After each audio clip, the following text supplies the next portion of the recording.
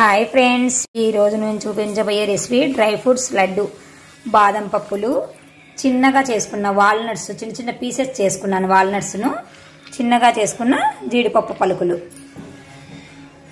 వీటిని మనము ఇలా పెన్నం పెట్టుకొని వేడి పెట్టుకున్నాను. ఒక స్పూన్ నెయ్యి వేసుకొని వేయించుకోవాలి విడివిడిగా. ఇట్లా కొంచెం ఒక స్పూను నెయ్యి వేసి కరిగిచ్చేసి 1 by 1 అన్ని వేపుకోవాలి. మీడియం మంట పెట్టుకోండి, లేదంటే మాడిపోతాయి. మరి ఎక్కువగా డ్రైగా వేపుకొని అవసరం లేదండి, 1 minute చాలు. ఇవి పక్కకు తీసి పెట్టుకొని వాల్నట్స్ వేసుకుంటున్నాను. వాల్నట్స్ వేసాను, ఇవి కూడా 1 minute వేపుకోవాలి. ఇవి కూడా పక్కకు తీసి జీడిపప్పులు వేయించుకోవాలి.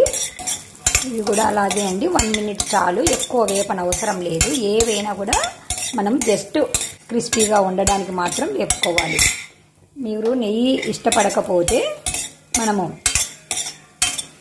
డ్రై రోస్ట్ కూడా చేసుకోవచ్చండి. నెయ్యి వేస్తే కొంచెం బాగుంటుందని నేను కొంచెం నెయ్యి వేసాను. ఎంతో ఎనర్జీ ఇస్తుందండి. ఎన్నో విటమిన్స్ ఉన్న మన డ్రై ఫ్రూట్స్ని మనం ఎక్కువ వాడకంలోకి పెట్టుకున్నాము అంటే పిల్లలు పెద్దలు చాలా ఎనర్జీగా ఉంటారండి. ఇప్పుడు వీటిని కూడా తీసుకొని పక్కన పెట్టుకోవాలి. ఇదే బాండీలో గుమ్మడి గింజలు మనం ముందు తీసుకున్న పప్పులలో సగం తీసుకోండి. ఇది ఎక్కువ ప్రోటీన్స్ ఉంటాయండి వీటిలో, కాబట్టి వీటిని కూడా తీసుకుంటున్నాను నేను. అది 1 గ్లాస్ తీసుకున్నామంటే ఒక్కొక్కటి నేను ఒక్కొక్క గ్లాస్ తీసుకున్నాను. ఇవి 1/2 గ్లాస్ కూడా తీసుకోకూడదు, ఇంకా కొంచెం తక్కువే తీసుకోవాలి. వీటిని తీసి పక్కన పెట్టుకోవాలి. వేసి వేయించుకుంటున్నాను.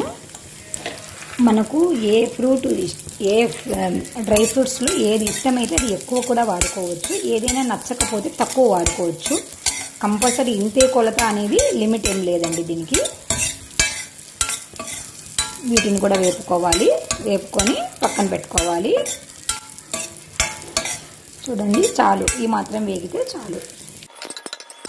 ఈ పెన్నం వేడి ఉంటుందని నేను కొద్దిసేపు కలబెడుతున్నానండి. స్టవ్ ఆపేస్తున్నాను. ఇప్పుడు కలింగర పప్పు వేస్తున్నానండి. ఇది కూడా వేపుకోవాలి. అన్నీ లైట్గా వేపుకోవాలండి. ఎక్కువసేపు వేపాల్సిన అవసరం లేదు. ఇదైతే మరీ కొంచెం సేపే వేపాలి. కొన్ని సారగింజలు, ఇవి మన ఇష్టం అండి. ఉంటే వేసుకోండి, లేదంటే లేదు. చాలా టేస్ట్గా ఉంటుంది, అందుకని వేసాను. ఆ లైట్గా మనం పెన్నం స్టవ్ ఆపేసాము. పెన్నం వేడికి జస్ట్ అలాగా అంటే చాలు. ఇదేమి వేపక్కర్లేదు. ఇలాగన్నీ వేయించి పెట్టుకున్న తర్వాత 1 by 1 మనము వేసుకోవచ్చు, లేదా కలిపి కూడా మిక్సీ పట్టుకోవాలి. ఇట్లా కచ్చా పచ్చాగా చిన్న చిన్న పీసెస్గా పట్టుకోండి. ఎందుకంటే పూర్తిగా నలిగితే మనం పంట కింద మనం పప్పులు తిన్నట్ల తృప్తి ఉండదు. అందుకని కొంచెం పలుకులుగా పట్టుకోండి. మిక్సీకి అన్నీ పట్టుకోండి. 1 by 1 వేసుకుంటూ పట్టుకోండి. ఈ ద్రాక్ష మాత్రం లాస్ట్లో వేసుకోండి. ఖర్జూరాలండి చిన్న చిన్న పీసెస్గా కట్ చేసి పెట్టుకున్నాను. ఇప్పుడు ఈ పప్పులను మనము వేయించి పెట్టుకున్నాము. ఇది కట్ చేసి పెట్టుకున్నాను. ఇప్పుడు అవి మిక్సీకి వేసేసి మనం అన్నీ లడ్డుగా చుట్టుకోవాలి. ఫస్ట్ బాదం పప్పులు వేసుకుంటున్నాను.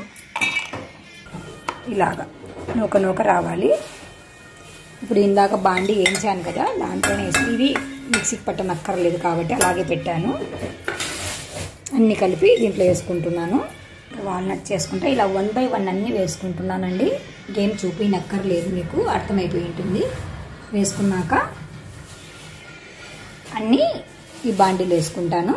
అలా వేసుకోవాలండి. వేసుకొని మిక్సీ పట్టుకోవాలి.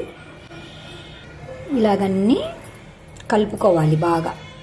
నా దగ్గర ఖర్జూరం తక్కువ ఉన్నాయండి. మీ దగ్గర ఇంకా ఎక్కువ ఉంటే కూడా ఎక్కువ వేసుకొని అన్నీ కలుపుకొని లడ్డు చుట్టుకోవడమే అండి. ఇంకా స్వీట్ కావాలి అనుకునే వాళ్ళు ఎవరైనా ఉంటే కొంచెం బెల్లం వేసుకోవచ్చండి. కొన్ని గసాలు వేస్తున్నాను, అది మన ఇష్టం, ఏదైనా వేసుకోవచ్చండి. ఇంకా కొంచెం నెయ్యి వేసి కలుపుకోవచ్చు, బెల్లం పొడి వేసి కలుపుకోవచ్చు, మన ఇష్టం అండి. చాలా ఎనర్జీ, చాలా టేస్టీగా ఉన్న లడ్డు అండి ఇది.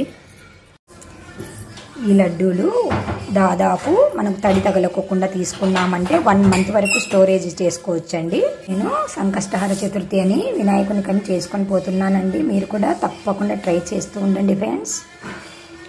ప్రసాదం లాగా కూడా పెట్టొచ్చు ఇవి. ఓకేనా ఫ్రెండ్స్, బై బై ఫ్రెండ్స్.